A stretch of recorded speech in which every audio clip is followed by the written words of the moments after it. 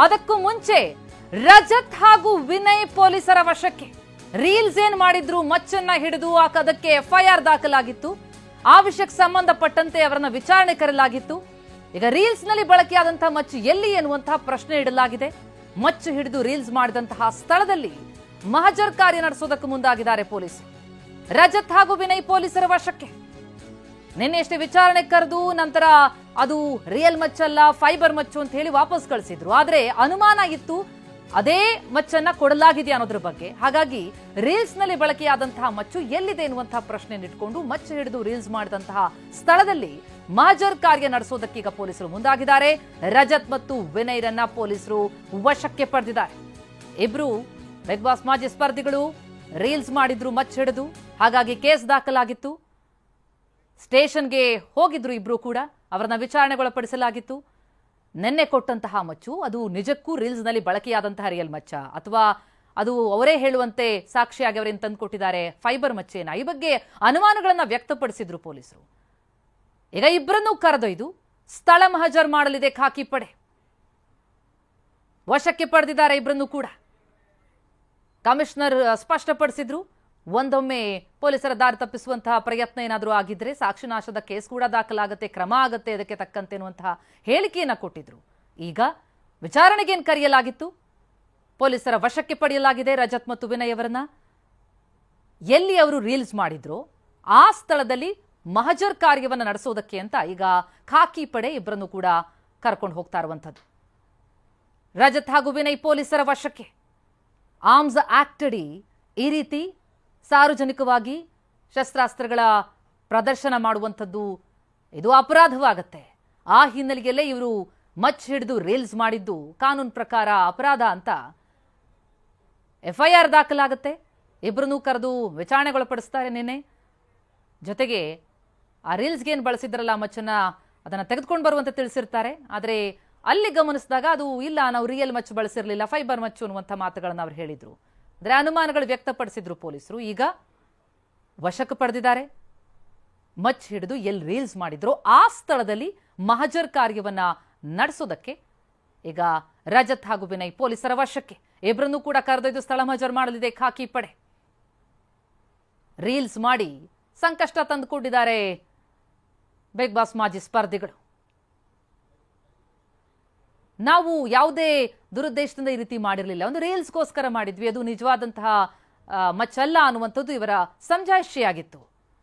ಆದರೆ ಈಗ ಬಸವೇಶ್ವರ ನಗರ ಪೊಲೀಸ್ ಠಾಣೆಗೆ ಅವರನ್ನ ಕರೆಸಲಾಯಿತು, ವಿಚಾರಣೆಗೊಳಪಡಿಸಿದ್ರು. ನಿಜಕ್ಕೂ ಆ ರೀಲ್ಸ್ದಲ್ಲಿ ಬಳಕೆಯಾದಂತಹ ಮಚ್ಚಿದೆಯಲ್ಲ ಅದು ಎಲ್ಲಿ ಎನ್ನುವಂತಹ ಪ್ರಶ್ನೆ ಎದುರಾಯಿತು. ಈಗ ಸ್ಥಳ ಮಹಜರ್ ಕಾರ್ಯ. ದೃಶ್ಯಗಳು ಕೂಡ ಹಲವು ಅನುಮಾನಗಳಿಗೆ ಕಾರಣ ಆಗಿತ್ತು. ನಿಜಕ್ಕೂ ಹಾಗಿದ್ರೆ ಅವರು ಹೇಳುವಂತೆ ಫೈಬರ್ ಮಚ್ಚ ಅಂತ. ಯಾಕಂದ್ರೆ ರೀಲ್ಸ್ನಲ್ಲಿ ಬಳಕೆಯಾದಂತಹ ಮಚ್ಚು ರಿಯಲ್ ಮಚ್ಚೆ ಇರಬಹುದು ಎನ್ನುವಂತಹ ಅನುಮಾನ ದಟ್ಟ ಆಗಿದ್ದಂತಹ ಹಿನ್ನೆಲೆಯಲ್ಲಿ ಎಂಥದೊಂದು ಅನುಮಾನ ಕಾಡ್ತಾ ಇತ್ತು. ಪೊಲೀಸರು ಕೂಡ ಈ ಬಗ್ಗೆ ಪರಿಶೀಲಿಸೋದಕ್ಕೆ ಮುಂದಾದ್ರು. ಈಗ ರಜತ್ ಮತ್ತು ವಿನಯ್ ಇಬ್ರು ಕೂಡ ಪೊಲೀಸರ ವಶಕ್ಕೆ. ಬಸವೇಶ್ವರ ನಗರ ಪೊಲೀಸ್ ಠಾಣೆಗೆ ಕರೆಸಿ ಅವರನ್ನ ವಿಚಾರಣೆಗೊಳಪಡಿಸಿದ ಬಳಿಕ ಈಗ ಸ್ಥಳ ಮಹಜರ್ ಕಾರ್ಯಕ್ಕೆ ಖಾಕಿ ಪಡೆ ಮುಂದಾಗಿದೆ. ರೀಲ್ಸ್ ಮಾಡಿ ಪೋಸ್ಟ್ ಕೊಡಕ್ಕೆ ಹೋದಂಥವರು ಸಂಕಷ್ಟಕ್ಕೆ ಈಡಾಗಿದ್ದಾರೆ. ಈಗ ಸಾರ್ವಜನಿಕ ಸ್ಥಳಗಳಲ್ಲಿ ಶಸ್ತ್ರಾಸ್ತ್ರಗಳ ಪ್ರದರ್ಶನ ಮಾಡುವಂಥದ್ದು ಆರ್ಮ್ಸ್ ಆಕ್ಟ್ ಅಡಿಯಲ್ಲಿ ಅಪರಾಧ ಆಗತ್ತೆ.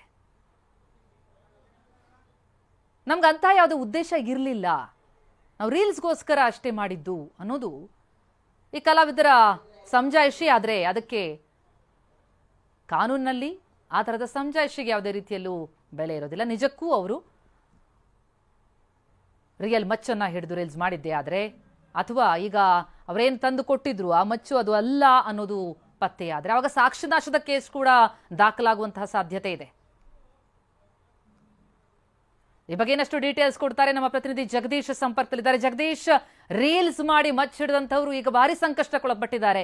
ಈಗ ಸ್ಥಳ ಮಹಜರ್ ಕಾರ್ಯಕ್ಕೆ ಮುಂದಾಗ್ತಿದ್ದಾರೆ ಅಂತಂದ್ರೆ ಅವರು ನಿನ್ನೆ ಕೊಟ್ಟದ್ದಂತೂ ರಿಯಲ್ ಮಚ್ ಅಲ್ವಾ? ಹಾಗಿದ್ರೆ ಏನ್ ಬೆಳವಣಿಗೆ ಆಗಿದೆ, ಏನ್ ಮಾಹಿತಿಗಳು ಲಭ್ಯ ಆಗ್ತಾ ಇದೆ? ಖಂಡಿತ ಪ್ರತಿಭಾ, ಈಗಾಗಲೇ ಈ ಪ್ರಕರಣಕ್ಕೆ ಸಂಬಂಧಿಸಿದಂತೆ ಏನು ನಿನ್ನೆ ವಿಚಾರಣೆಯ ಸಂದರ್ಭದಲ್ಲಿ ನೀಡಿದ್ದಂತಹ ಮಚ್ಚೇನಿದೆ ಅದು ಎಲ್ಲೋ ಒಂದು ಕಡೆ ರೀಲ್ಸ್ ನಲ್ಲಿ ಬಳಸಿದ್ದಂತಹ ಮಚ್ಚಲ್ಲ ಅನ್ನುವಂತ ಒಂದು ರೀತಿಯಲ್ಲಿ ಕನ್ಫರ್ಮ್ ಆಗಿತ್ತು. ಆ ನಿಟ್ಟಿನಲ್ಲಿ ಇವತ್ತು ಬಂದಂತಹ ಸಂದರ್ಭದಲ್ಲಿ ನಾವು ಕೂಡ ಏನು ರಜತ್ಗೆ ಪ್ರಶ್ನೆ ಮಾಡಿದಂತಹ ಸಂದರ್ಭದಲ್ಲಿ ಅದು ಸೆಟ್ ನ ಮಚ್ಚು ಎಲ್ಲೋ ಮಿಸ್ ಮ್ಯಾಚ್ ಆಗಿದೆ ಅನ್ನುವಂತಹ ನಿಟ್ಟಲ್ಲಿ ಹೇಳಿಕೆಗಳನ್ನ ಕೊಟ್ಟಿದ್ರು.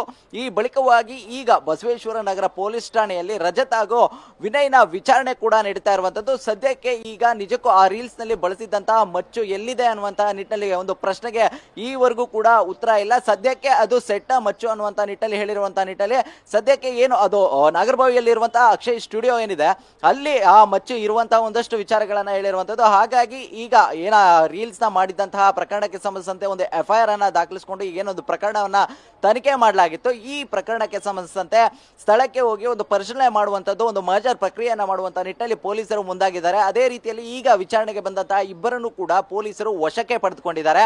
ಇನ್ನು ಸ್ಥಳಕ್ಕೆ ಹೋಗಿ ಅಲ್ಲಿ ಪರಿಶೀಲನೆಯನ್ನ ಮಾಡ್ತಾರೆ. ಜೊತೆಗೆ ಒಂದು ಮಹಜರ್ ಪ್ರಕ್ರಿಯೆ ಮಾಡುವಂತಹ ಸಂದರ್ಭದಲ್ಲಿ ಅಲ್ಲಿ ನಿಜಕ್ಕೂ ಕೂಡ ಇವರು ಹೇಳಿದಂತೆ ಇರುವಂತಹ ಮಚ್ಚೆ ಏನಿದೆ ಅದು ಅಲ್ಲಿದೆಯಾ ಅನ್ನುವಂತಹ ನಿಟ್ಟಲ್ಲಿ ಒಂದು ಪರಿಶೀಲನೆ ಕೂಡ ಮಾಡಲಾಗುತ್ತೆ. ಅದಾದ ಬಳಿಕವಾಗಿ ಒಂದು ವೇಳೆ ಅಲ್ಲಿ ಮಚ್ಚು ಸಿಕ್ಕಿಲ್ಲ ಅಂದ್ರೆ ಇವರಿಗೆ ಬಂಧನ ಆಗುವಂತಹ ಒಂದು ಸಾಧ್ಯತೆಗಳಿರುವಂತದ್ದು. ಈಗ ಪೊಲೀಸ್ ಮೂಲಗಳ ಪ್ರಕಾರವಾಗಿ ಹೇಳೋದಾದ್ರೆ ಈಗಾಗಲೇ ಅಲ್ಲಿ ತೆರಳಿ ಒಂದು ಮಹಜರ್ ಪ್ರಕ್ರಿಯೆ ಮಾಡಿದಂತಹ ಬಳಿಕವಾಗಿ ಅಲ್ಲಿ ಒಂದು ವೇಳೆ ಮಚ್ಚು ಏನಾದ್ರೂ ಏನು ರೀಲ್ಸ್ ನಲ್ಲಿ ಬಳಕೆ ಮಾಡಿದಂತಹ ಮಚ್ಚು ಸಿಗ್ಲಿಲ್ಲ ಅಂದ್ರೆ ಎಲ್ಲೋ ಒಂದು ಕಡೆ ಪೊಲೀಸರ ತನಿಖೆಯ ದಿಕ್ಕನ್ನ ಬದಲಾಯಿಸುವಂತಹ ನಿಟ್ಟಲ್ಲಿ ಒಂದು ಯಾಮಾರಿಸುವಂತಹ ಒಂದು ತಂತ್ರ ನಡೀತಾ ಇದೆಯಾ ಅನ್ನುವಂತಹ ನಿಟ್ಟಲ್ಲಿ ಒಂದಷ್ಟು ಅನುಮಾನಗಳು ಕೂಡ ಮೂಡುವಂತದ್ದು. ಆ ಬಳಿಕವಾಗಿ ಪೊಲೀಸರು ಏನು ಇಬ್ಬರನ್ನು ಕೂಡ ಬಂಧನ ಮಾಡುವಂತಹ ಸಾಧ್ಯತೆ ಇದೆ. ಬಳಿಕವಾಗಿ ನ್ಯಾಯಾಧೀಶರ ಬಳಿ ಏನು ಇಬ್ಬರನ್ನು ಕೂಡ ಹಾಜರು ಮಾಡುವಂತಹ ಒಂದು ಪ್ರಕ್ರಿಯೆ ಆಗುವಂತ ಸಾಧ್ಯತೆಗಳಿರುವಂತದ್ದು. ಪ್ರತಿಮಾ, ಜಗದೀಶ್, ಇಂತಹ ಪ್ರಕರಣ ಎಷ್ಟು ಗಂಭೀರ ಆಗುತ್ತೆ ಅಂದ್ರೆ ಇಲ್ಲಿ ಎರಡು ಅಂಶಗಳನ್ನ ನಾವು ಗಮನಿಸಬಹುದು. ಒಂದು, ಈ ರೀತಿ ಮಚ್ಚಿಡಿದು ರೀಲ್ಸ್ ಮಾಡಿರುವಂತದ್ದು, ಅಂದ್ರೆ ಶಸ್ತ್ರಾಸ್ತ್ರಗಳನ್ನ ಪ್ರದರ್ಶನ ಮಾಡಿದ್ದು. ಮತ್ತೊಂದು, ಅವರು ಎಲ್ಲಿದೆ ಅದನ್ನ ಕೇಳಿದಾಗ ಫೈಬರ್ ಮಚ್ಚನ್ನು ತೋರಿಸಿ ಅಂದ್ರೆ ಸಾಕ್ಷ್ಯನಾಶದ ಒಂದು ಕೇಸ್ ಕೂಡ ದಾಖಲಾಗೋ ಚಾನ್ಸಸ್ ಇರುತ್ತಾ?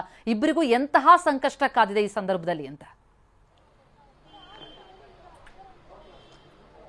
ಖಂಡಿತ ಪ್ರತಿಮಾ, ಎಲ್ಲೋ ಒಂದು ಕಡೆ ತಾವು ಒಂದು ಖಾಸಗಿ ರಿಯಾಲಿಟಿ ಶೋನ ಒಂದು ಪ್ರಮೋ ಶೂಟ್ ನ ವೇಳೆಯಲ್ಲಿ ಒಂದಷ್ಟು ಎಡವಟ್ಟುಗಳನ್ನ ಮಾಡ್ಕೊಂಡಿರುವಂತಹ ಒಂದು ಸಂಗತಿಗಳನ್ನ ಪೊಲೀಸ್ ಠಾಣೆ ಮೆಟ್ಟಿಲೇರಿದ ಬಳಿಕವಾಗಿ ಅದರ ದಿಕ್ಕನ್ನು ಬದಲಾಯಿಸುವಂತ ನಿಟ್ಟಿನಲ್ಲಿ ಒಂದಷ್ಟು ಹೇಳಿಕೆಗಳು ಜೊತೆಗೆ ಅದಕ್ಕೆ ನೀಡಬೇಕಾಗಿದ್ದಂತಹ ಒಂದು ಸಾಕ್ಷಿಗಳನ್ನ ಎಲ್ಲೋ ಒಂದು ಕಡೆ ದಾರಿ ತಪ್ಪಿಸುವಂತ ಒಂದು ಕೆಲಸವನ್ನ ಮಾಡಿರುವಂತಹ ನಿಟ್ಟಲ್ಲಿ ಎಲ್ಲೋ ಒಂದು ಕಡೆ ಸಾಕ್ಷಿ ನಾಶದ ಪ್ರಕರಣ ದಾಖಲಾಗುವಂತಹ ಒಂದು ಸಾಧ್ಯತೆಗಳು ಕೂಡ ಈಗ ಹೆಚ್ಚಾಗಿರುವಂತದ್ದು.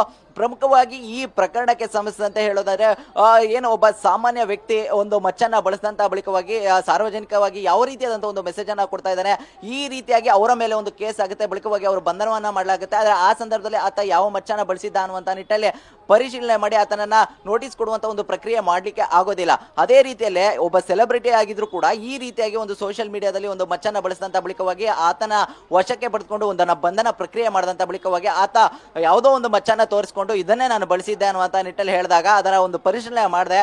ಎಲ್ಲೋ ಒಂದು ಕಡೆ ಆತ ನೀಡಿದ ಮಚ್ಚೆ ಏನ್ ರೀಲ್ಸ್ ನಲ್ಲಿ ಬಳಸಿರುವಂತಹ ನಿಟ್ಟಲ್ಲಿ ಒಂದು ಕನ್ಕ್ಲೂಷನ್ ಗೆ ಬಂದು ಆತನ ಬಿಟ್ಟು ಕಳಿಸುವಂತದ್ದು, ನಂತರದಲ್ಲಿ ವಿಚಾರಣೆಗೆ ಕರೆಯುವಂತದ್ದು, ಈ ರೀತಿಯಾದಂತಹ ಒಂದು ಪ್ರಕ್ರಿಯೆ ಎಲ್ಲೋ ಒಂದು ಕಡೆ ಕಾಮನ್ ಮ್ಯಾನ್ಗೂ ಸೆಲೆಬ್ರಿಟಿಗೂ ಡಿಫರೆನ್ಸಸ್ ನ ಮಾಡಲಾಗಿದೆ ಅನ್ನುವಂತಷ್ಟು ಅನುಮಾನಗಳು ಕೂಡ ಮೂಡಿತ್ತು. ಆದ್ರೆ ಯಾವಾಗ ಮಾಧ್ಯಮದಲ್ಲಿ ಈ ರೀತಿಯಾದಂತಹ ಒಂದು ತಾಳೆ ಹಾಕದಂತ ಸಂದರ್ಭದಲ್ಲಿ ಏನ್ ರೀಲ್ಸ್ ನಲ್ಲಿ ಬಳಸಿದ ಮಚ್ಚು ಇದಲ್ಲ ಅನ್ನುವಂತ ನಿಟ್ಟಲ್ಲಿ ಒಂದಷ್ಟು ಪ್ರಶ್ನೆಗಳು ಉದ್ಭವ ಆದಂತಹ ಬಳಿಕವಾಗಿ ಈಗ ಮತ್ತೆ ಇಬ್ಬರನ್ನು ಕೂಡ ಕರೆತಂದು ಒಂದು ವಿಚಾರಣೆಯನ್ನ ಮಾಡ್ತಾ ಇರುವಂತದ್ದು.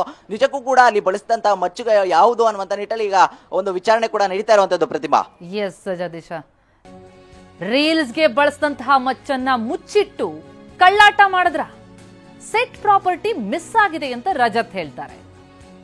ಇನ್ನೇನು ಕೆಲವೇ ಕ್ಷಣದಲ್ಲಿ ಸ್ಟುಡಿಯೋದಲ್ಲಿ ಮಹಜರ್ ಕಾರ್ಯ ನಡೆಯುತ್ತೆ. ನಾಗರಬಾವಿಯ ಅಕ್ಷಯ್ ಸ್ಟುಡಿಯೋದಲ್ಲಿ ರೀಲ್ಸ್ ಮಾಡಿರೋದು. ಹಾಗಾಗಿ ಅಲ್ಲಿ ಸ್ಥಳ ಮಹಜರ್ ಕಾರ್ಯದ ಬಳಿಕ ಇಬ್ಬರನ್ನು ಕೂಡ ಬಂಧಿಸುವಂತಹ ಸಾಧ್ಯತೆ ಇದೆ. ಸ್ಥಳ ಮಹಜರ್ಗೆ ಕರೆದೊಯ್ಯಲಿದ್ದಾರೆ ಪೊಲೀಸರು.